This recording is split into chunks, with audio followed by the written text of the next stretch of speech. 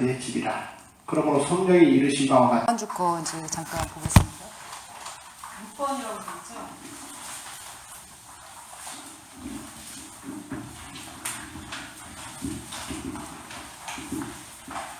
한쪽에 히브리서 3장을 펴보시고요.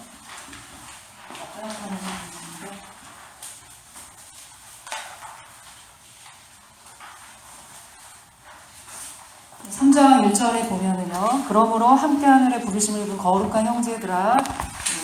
6번이라고 되어 있죠? 찾으셨습니까? 프린트물? 네. 뭐 한쪽에는 히브리서 3장 1절을 보시고요. 이 성경이요.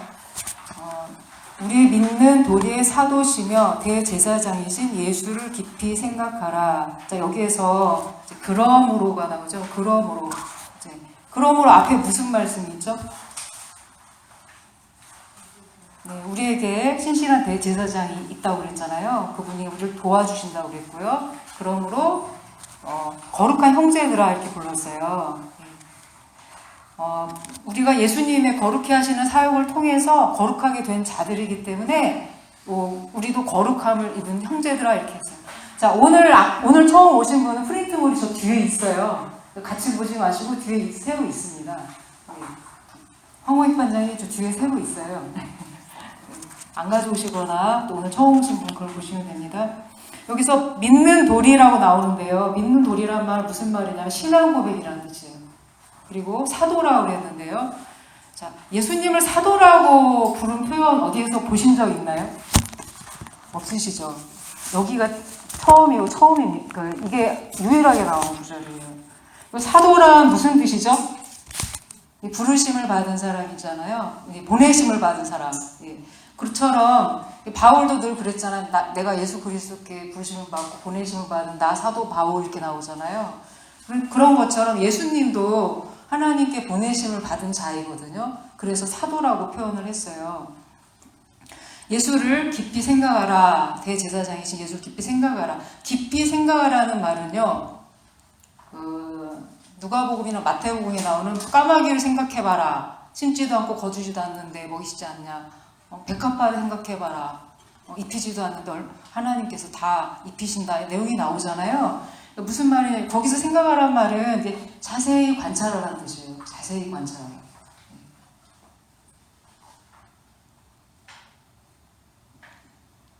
그리고 이제 3장 2절부터 6절까지 보면은요. 3장 2절부터 6절 한번 칸넣기를 해보시겠어요? 본문을 빨리 읽어보시면서요. 자, 모세의 신분이 어떤 신분인가요?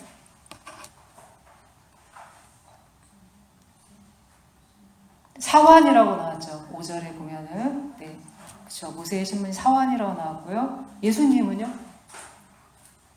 자, 3장 2절부터 6절까지 빨리 눈으로 보시면서 칸넣기 하시는 겁니다. 자, 예수님의 신분은요? 아들. 그렇죠. 모세는 하나님에 대해서 어떻게 했죠? 충성하였다고 그랬죠? 네. 예수님은요? 신실했다고 그러고 여기서 저희가 이제 개혁 지금 통독 들리시는 건 개혁 개정이에요. 그래서 우리는 개혁 한글 성경을 보기 때문에 말이 조금씩 다른데 거의 비슷해요. 예. 충성이나 신실함이랑 똑같은 말이거든요. 충성했다 혹은 신실했다. 예수님은 하나님에 대해서 어떻게 하셨죠? 똑같이 신실하셨죠. 충성하였다고 나오죠. 그럼 언약 내용은요? 언약 내용은 이제 여기에서는 나오진 않지만 언약 내용은 구약이나 신약이나 같습니다. 너희는 내 백성이 되고 나는 내 하나님이 되리라. 똑같은 내용이거든요. 그래서 언약 내용은 같다, 동일하다. 그럼 여기에서 그러므로 나오고 나서 예수를 깊이 생각하라. 이게 이제 중요한 이제 문구인데요. 어떤 예수님을 생각하라는 거예요? 자세히 관찰하라는 뜻이라고 그랬죠? 신실한 예수님. 신실한 예수님을 잘 관찰하고 생각하라고 하는 거죠. 그래서 키포인트는 3장의 키포인트는 예수님을 깊이 생각하는 거. 시고요. 근데 하필이면 왜 구약의 많은 인물 중에 모세가 언급되고 있을까요? 많은 인물들이 있잖아요. 구약에도. 그렇죠, 그렇죠. 하나님과 이스라엘 사이에서 그 언약을 맺을 때 중간 관계 역할을 했던 사람이고, 중보자 역할을 너무너무 신실하게 감당했던 인물로 모세가 언급되고 있어요. 그리고 모세와 예수님 모두 다 하나님께 보내심을 받은 사람이에요.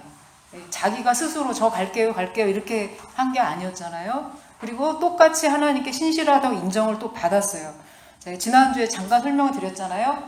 자, 구약시대에 그것이 동일하게 언약 내용이나 이런 것들이 신약시대에도 이어지고 있다. 그걸 뭐라고 한다고 그랬죠? 네. 이거 신대원인가요?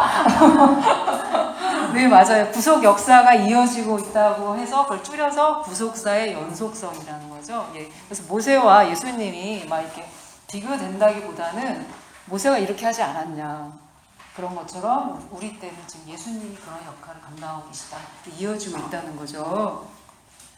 헬라어 번역으로 제가 이제 그 본문을 읽어보면은요. 한편으로 모세는 장래에 말할 것을 증언하기 위하여 하나님의 온 집에서 신실하였고, 다른 한편으로 그리스도는 하나님의 집을 맡은 아들로서 그와 같이 하셨다. 이렇게 나와요.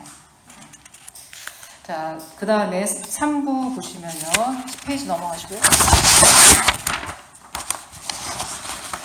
모세보다 뛰어난 인도자이신 그리스도. 3장 7절부터 19절까지인데요. 근데 제가 본문을 여기 수록하지 않고요. 성경을 보시면요. 좀 내용이 깁니다. 그러니까 좀 빨리빨리 나가겠습니다. 무리바와 마사 사건이 나와요. 자, 3장 7절부터 성경을요. 잠깐 눈으로 빨리빨리 보시면요. 이제 하나님을 어떻게 광야의 백성들이 경노케 하였나. 이제 그 예가 나오고 있어요. 그러면서 이제 내가 노아의 맹세한 바같이 너희는 내 안식 들어오지 못해. 3장 7절부터 그 내용이잖아요. 오직 오늘을 일컫는 동안에 이러면서 이제 무리바와 마사 사건이 나오는데요. 자, 무리바와 마사 사건은 이제 지난주 설명을 드렸지만 물이 없다고 막 원망하고 막 이렇게 했을 때 막 모세가 백성들이 나에게 돌을 던지겠나이다. 그래서 하나님의 영대로 반석을 치니까 물이 나왔어요. 그래서 그곳 이름을 마사라고 했는데 마사의 뜻은 시험이라는 뜻이라고 그랬죠. 시험. 그리고 무리바는 다툼이라는 뜻이라고 그랬어요. 근데 우리가 그거 한번 생각해 볼 필요가 있는데요. 지금 무리바와 마사에서 어떤 일이 일어났냐면요. 지금 광야를 지나고 있는데 물이 떨어졌어요. 근데 이 물은 샤워할 물이 아니에요. 식수예요, 식수. 식수가 떨어졌다는 것은 너무너무 위급한 상황이에요.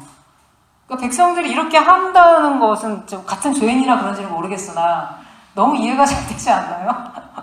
예, 원망이 나오잖아요. 아니, 하나님 말씀대로 우리가 이렇게 광야를 이렇게 출애굽해서 나왔는데 식수가 떨어지는 이런 상황이 생길 때 원망이 나오지 않겠어요? 네.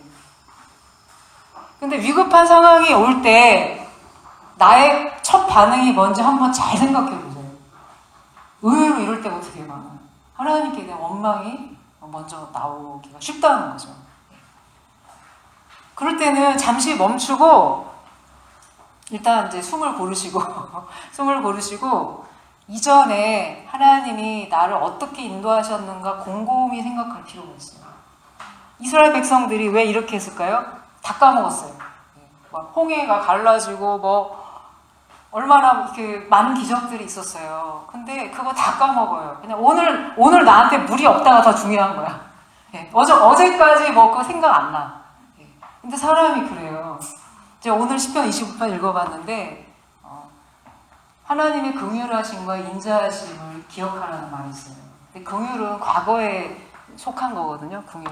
인자하심은 오늘 나에게 속한 거예요. 그걸 떠올려 보라고. 그래서 우리가 그런 상황이 생길 때 우리 이제 그렇게 하지 말라는 거예요. 여기서 그렇게 여러분은 그렇게 하지 말라고 지금 히브리서 저자가 권면하고 있는 거예요.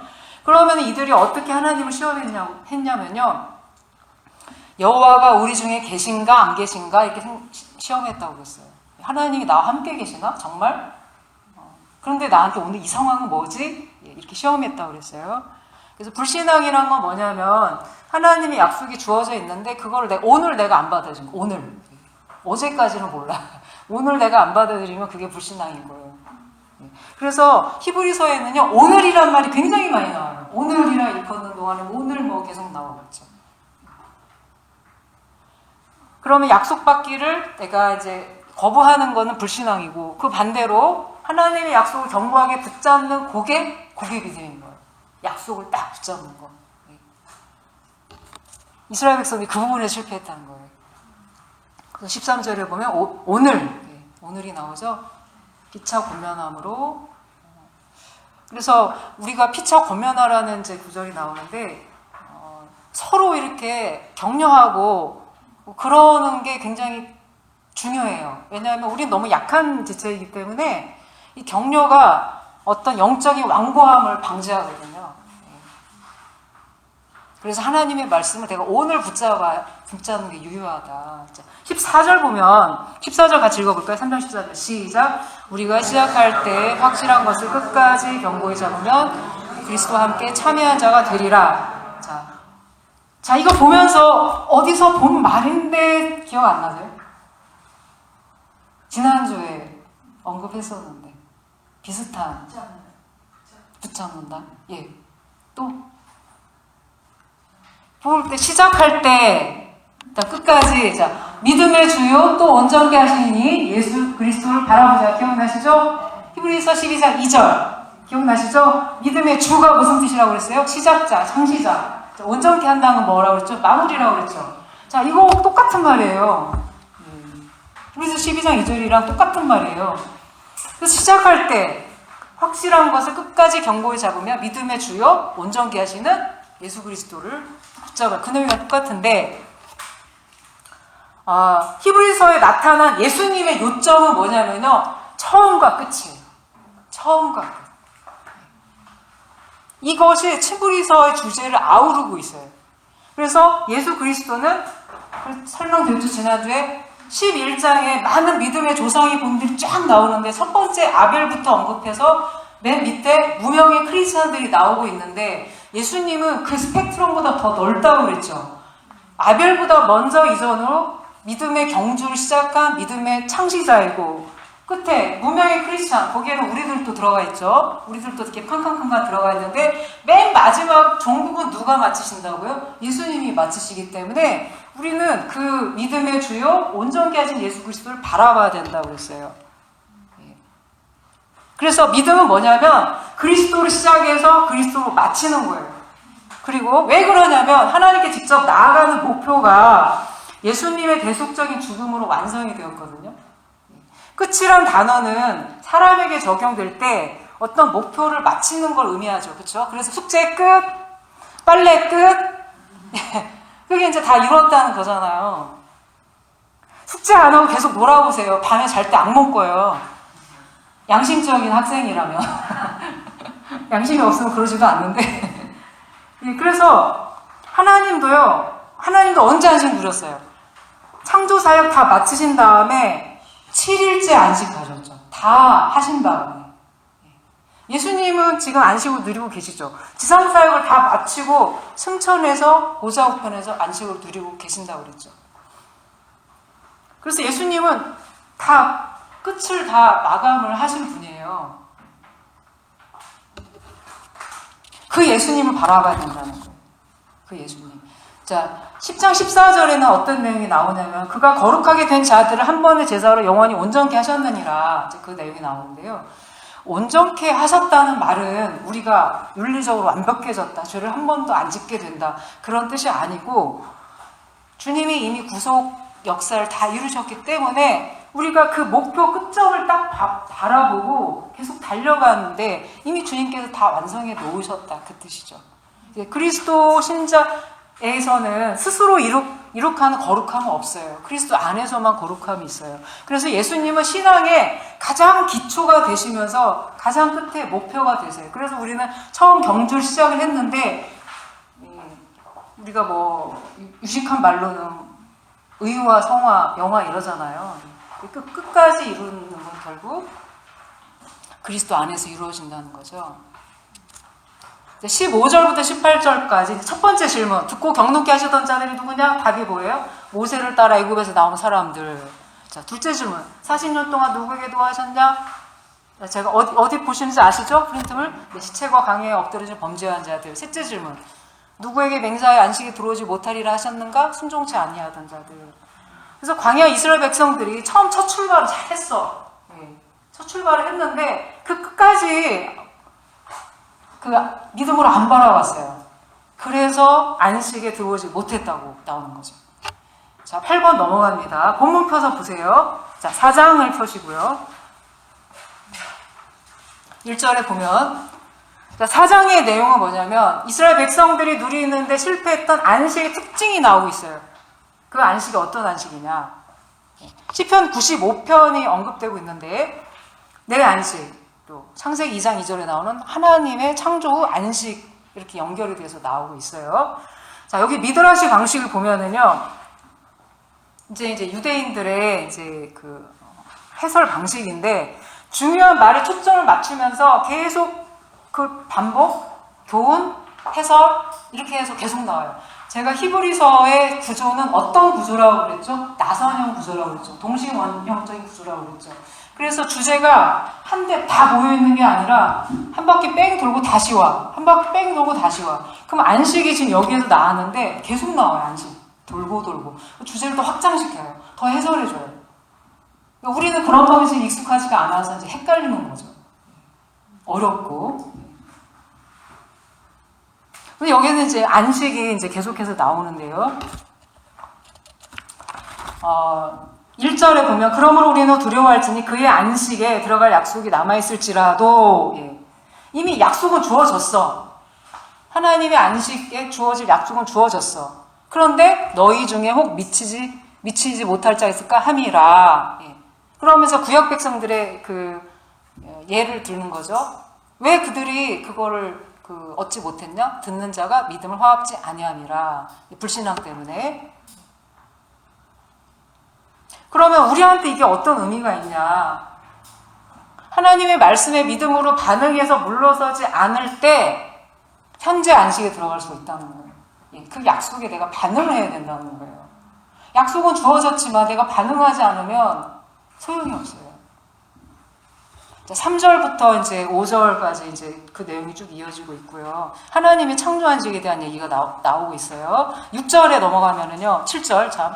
오래 후에 다윗의 글에 다시 어느 날을 정하여 오늘날이라고 미리 같이 일렀으되.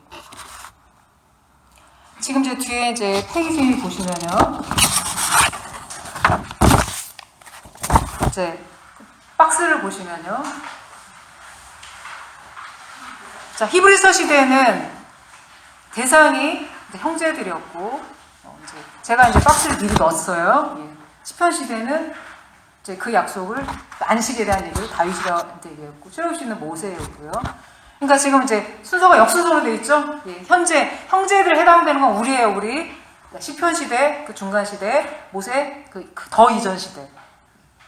그러면 시간 개념상 우리가 하나님의 약속에 반응해야 되는 게 지금 우리는 언제 반응해야 된다고요? 매일 해야 된다고. 그다음 시편 다윗을 통해서는 오늘, 출애굽 시대는 시험하시던 날 이렇게 나오는데요. 잘 보세요. 우리가 말씀을 볼 때 시편 이거 다윗에게 주신 말씀이야. 오늘날 다윗에게 이렇다는. 근데 그렇게 보면 우리한테 아무 유익이 없어요. 그것 때문에 성경을 기록하신 것도 아니고요.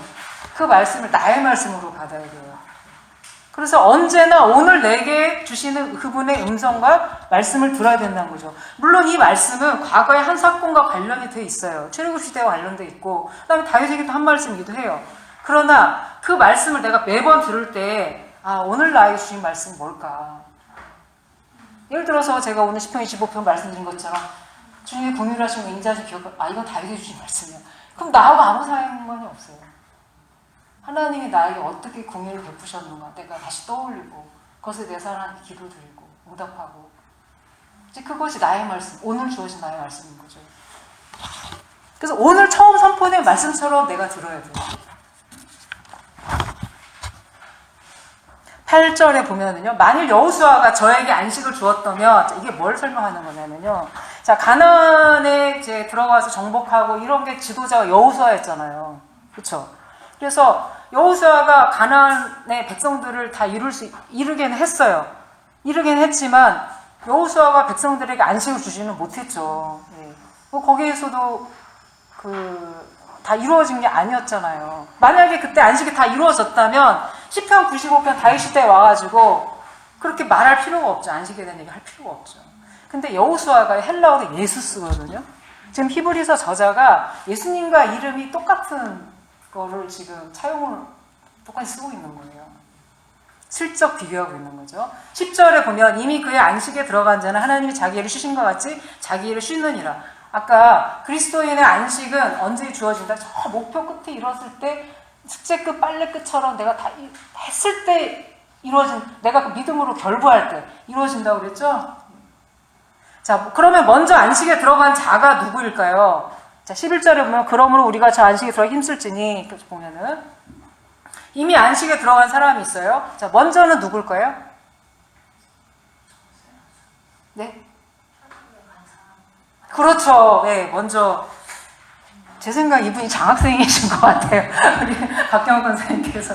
맞아요. 이 땅에서 삶을 마감하고 끝까지 믿음으로 응답하고 그것을 경주를 다 한 성도들이 이미 안식을 누리고 있죠. 두 번째는 예수님이시죠. 승천하시고 사역을 이루시고 완수하신 예수님이시죠. 그 4장에 보면 세 종류의 안식이 나와요. 첫 번째 안식, 예수님의 안식. 3절과 4절에 나오고요. 8절에 여호수아가 준 안식이 나오고, 물론 이제 완전하지는 않았지만 10절에 보면은 성도들의 안식이 나와요. 성도들의 안식. 그래서 성도들은 나중에 언제 완전한 안식을 누리게 되죠? 예수님이 오실 때. 그리고 그리고 예수님이 오시기 전에 우리 삶을 마감한다면 이 땅에서 할 일을 다 끝나면 하나님 부르실 거 아니에요. 그렇죠? 아직 안 끝냈으니까 아직 안 부르시는 거잖아요. 그렇죠? 항상 이미와 아직이 있고요. 12절부터 이제 13절 보면은요. 너무 유명한 말씀인데요. 자, 이 말씀 항상 다 외우고 계시죠. 하나님 말씀 살았고 운동력이 있어 다 외우시잖아요. 그래서 이 말씀에 대한 오해가 많아요. 이것은 히브리서에서 보는 관점으로 이제 볼 때요. 여기에서 말씀은 하나님의 성경 말씀, 우리 신구약 전체 통틀어서 그거를 말하는 게 아니고 앞달랭이 10편, 95편을 지칭하고 있어요. 히브리서 안에서요. 살았고 운동력 있고 좌우에 나서 어떤 이게 뭐냐면 심판의 칼인데 좌우에 날선 어떤 검인데 어떤 의미냐면 수술칼이라고 생각하시면 돼요. 건강을 위해서 환부를 막 도려내는 집도의가 쓰는 수술칼. 그런 칼처럼 하나님의 말씀이 그런 일이하다는 거예요. 그래서 마음의 생각과 뜻. 그래서 마음을 기경한다는 거죠. 마음에 할례를 준다는 거죠. 그런 뜻이고요. 13절에 보면은요. 오직 만물이 우리를 상관하시는 자. 이제 개정에는 뭐라고 되어 있냐면 우리의 결산을 받으시니 이렇게 되어 있어요. 우리의 결산을 받으시니. 자, 우리가 이제 회사 생활을 해보시면 이게 늘 결산이라는 말이 익숙하시잖아요. 결산. 이런 것처럼 우리도 그렇게 하나님 앞에 결산하게 되는 날이 있다는 거죠. 세번역을 그대로 보시면 제가 세번역을 13절 뒷부분 읽어보면은요. 하나님 앞에는 아무 피조물도 숨겨진 것이 없고 모든 것이 그의 눈앞에 벌거숭이로 드러나 있습니다. 우리는 그의 앞에 모든 것을 드러내 놓아야 합니다. 그게 결산의 의미예요. 모든 것을 드러내 놓아야 합니다. 원문으로는 우리가 들은 말씀에 대한 반응으로 말씀을 드려야 하는 그분께. 자, 파란 글씨 읽어보시고요. 9번 결론과 권면 4장 14절 16절은 제가 충분히 설명을 드렸어요. 넘어갑니다. 4장 16절을 보면은요. 때를 따라 돕는 은혜가 timely help 나오죠. 우리 때가 다 다르잖아요. 근데 이 구절이 우리한테는 이 구절이 너무 익숙하잖아요. 제가 4장 16절이 바로 한바구니에 들어간 말씀이라고 그랬죠. 한바구니에 들어간 말씀. 여기 다 있다고 그랬어요. 4장 14절부터 16절까지. 자, 유대인들의 경우는요. 하나님께 나아간다는 표현을 쓸 때 제일 먼저 뭘 떠오르냐면 제사를 떠오르는 제사. 그래서 제사 없이는 못 나가. 제사장 없이는 못 나가. 그건 불가능해. 그래서 또 제사장들조차도 막 두렵고 떨림으로 본인의 죄를 해결해, 그거에 안 해결하고 가면 죽거든요. 근데도 긍휼하신 은혜 때문에 담대히 나아가라고. 이게 굉장히 혁신적인, 이 당시엔 혁신적인 말씀이었어요. 그래서 우리는 딴 거 기억할 필요 없고 담대히 타임리 헬프를 얻기 위하여 담대히 나아가자 생각하시면 될 것 같고요. 자, 아이고 언제 다 한대요.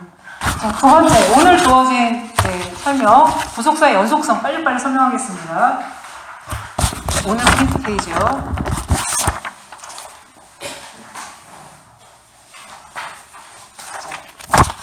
자, 대제사장직, 구약제도에서 무엇이 구속사가 연속이 되고 있냐. 자, 새로운 페이지, 13페이지요. 새로운 거 프린트. 자, 대제사장직이 비교가 되고 있는데, 반차란 말은 뭐냐면, 계통, 계열이란 뜻이거든요. 자, 가로 넣기 해볼까요? 성경 왼쪽에 펴시고, 빨리빨리 보시면서, 구약의 대제사장들은 레위 계통의 무슨 반차? 자, 7장을 빨리빨리 보세요. 구약의 대제사장들.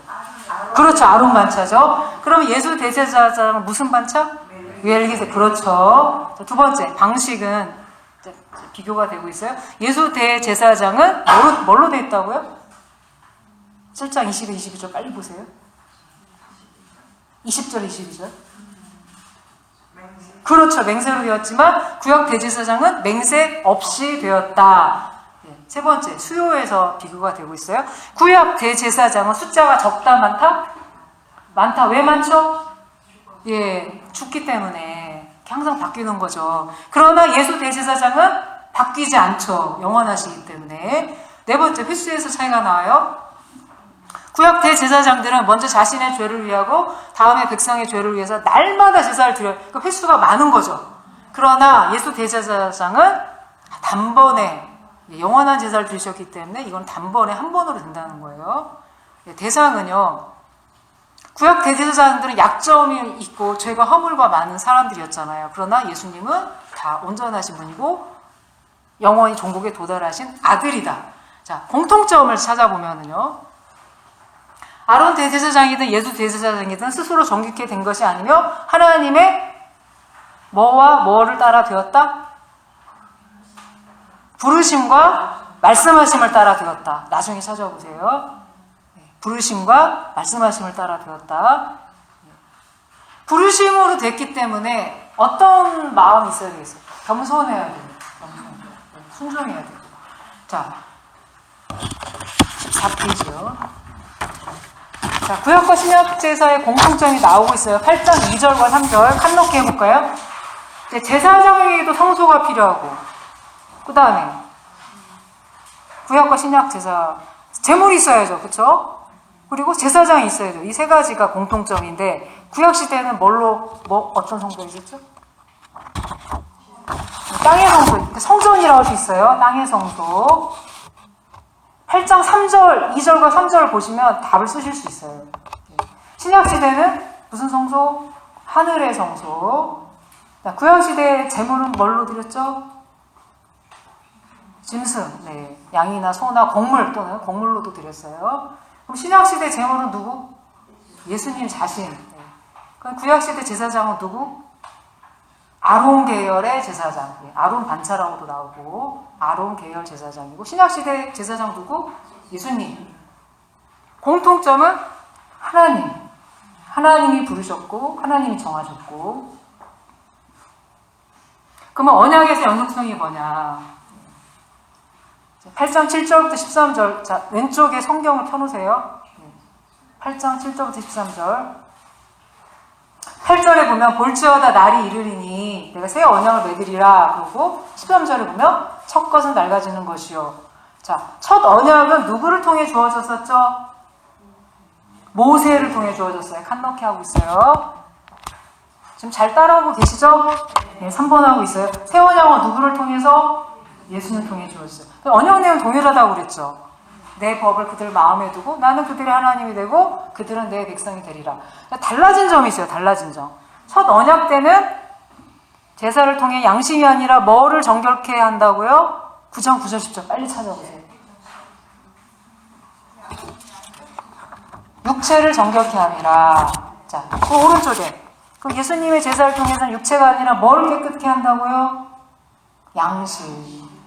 찾으셨죠? 예, 네. 잘 보면은요, 언약 대상자에게 변화가 있어요. 우리는 다 똑같은데 왜 그럴까요? 왜 언약 대상자에게 이러한 변화를 주셨을까요? 왜냐하면 하나님이 주신 언약이 그 히브리서 1장 1절에 보면은 여러 번 말씀하셨다는 나옵니다. 여러 번. 왜 여러 번 말씀하셨다고요? 백성들이 그걸 잘 못 지켜. 계속 언약을 파기해. 모세 때도 언약을 파기해. 아브라함 언약도 파기해. 모세 언약도 파기해. 다윗 언약도 파기해. 그래서 어떻게 하시겠다고 하냐면 내가 이제 백성들의 마음을 바꿔주겠다. 그게 어디에 나오냐? 예레미야 31장 31절부터 33절까지. 그게 이제 그 내용이에요. 대상자의 마음을 바꾸시겠다는 게 달라진 내용이에요. 그 다음에 이제 우리가 아까 빨리 넘어갔는데 원형과 모형이 나오고 있거든요. 모형이란 말이 나왔거든요. 제가 8장 5절, 9장 23절, 9장 24절에 그게 나와요. 그리고 그림자라는 단어가 나와요. 자, 우리 생각에 그림자 하면 어떤 의미가 들어요? 허무하다, 가치가 없다, 그렇게 나오잖아요. 여기서 그림자는 그런 뜻이 아니에요. 국어 시에서 보던 그림자가 아니에요. 여기서 말하는 그림자는 그게 아니라 일치한다는 뜻이에요. 예를 들자면 제가 이렇게 마이크를 두고 이렇게 여기 제 그림자가 있는데 이 그림자는 누구의 그림자예요? 저의 그림자예요. 어느 누구의 그림자도 아니고 저 길 가는 사람의 그림자도 아니고 그럼 큰일 나죠. 이 그림자는 저와 일치하는 거죠. 예, 그것과 같아요. 여기에서 말하는 히브리서의 그림자는 일치한다는 뜻이에요. 상징적으로 가장 일치된다는 개념이에요. A라는 판에 그림자는 A 판박이로 나오잖아요. B라는 판박이로 나오지는 않아요. 마찬가지로 참 장막에서는 장막이 나오지 다른 게 안 나와요. 그래서 성경에서 나타나는 그림자 비유는 긍정적이에요. 예를 들자면요. 이사야 51장 16절에 보면 저기 써놨네요. 읽어볼까요? 시작. 내가 내 말을 내 입에 두고 내 손 그늘로 너를 덮어놨니. 여기 그늘로 나왔는데요. 긍정적인 의미죠. 시편 91편 1절 시작. 지존자의 은밀한 곳에 거하는 자는 전능하신 자의 그늘 아래에 거하리로다. 이것도 그림자, 그늘. 긍정적인 의미예요. 일치한다는 의미로 쓰이고 있어요. 다음 페이지요.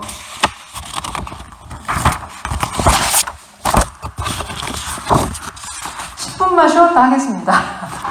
10분만. 뒤에 차랑 간식 있습니다.